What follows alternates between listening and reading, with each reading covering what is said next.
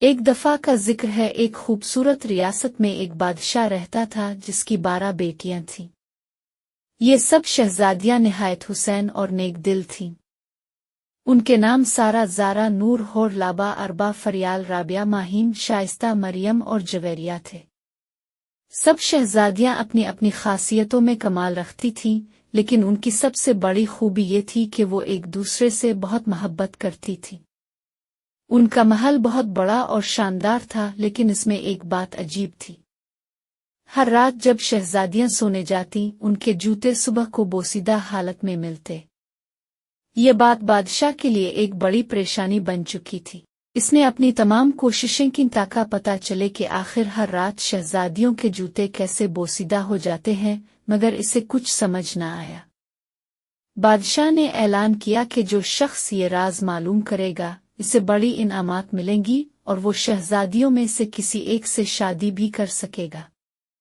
یہ سن کر بہت سے شہزادے اور بہادر جوان محل آئے اور رات بھر شہزادیوں کی نگرانی کی، لیکن کوئی کامیاب نہ ہو سکا۔ ہر صبح ان کے جوتے ٹوٹے ہوئے ملتے۔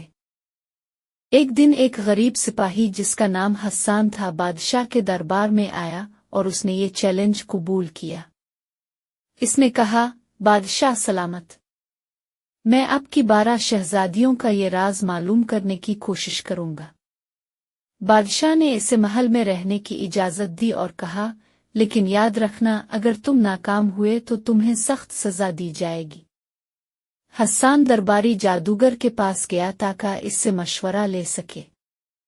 جادوگر نے اسے ایک جادوئی چادر دی اور کہا، یہ چادر تمہیں نظر نہ آنے والا بنا دے گی۔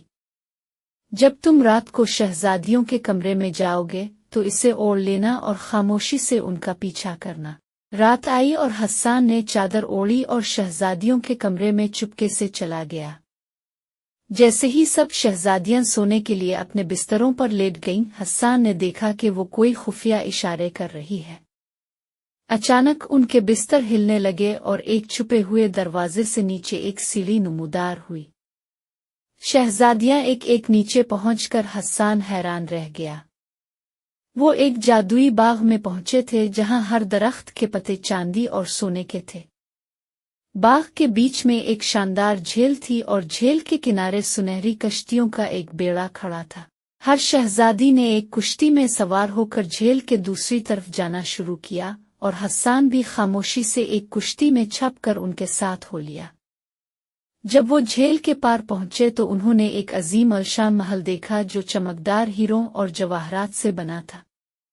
محل کے دروازے پر 12 شہزادے کھڑے تھے جو 12 شہزادیوں کا انتظار کر رہے تھے۔ ہر شہزادہ اپنی شہزادی کو لے کر ایک بڑے ہال میں چلا گیا جہاں شاندار رقص اور موسیقی کا اہتمام تھا۔ کر صبح کے قریب وہ واپس اپنے محل پہنچ گئیں اور اپنے بستروں میں جا کر سو گئیں جیسے کچھ ہوا ہی نہ ہو۔ لیکن حسان نے ساری حقیقت معلوم کر لی تھی۔ اگلی صبح بادشاہ نے حسان کو طلب کیا اور پوچھا، کیا تمہیں معلوم ہوا کہ ہر رات میری شہزادیوں کے جوتے کیسے بوسیدہ ہو جاتے ہیں؟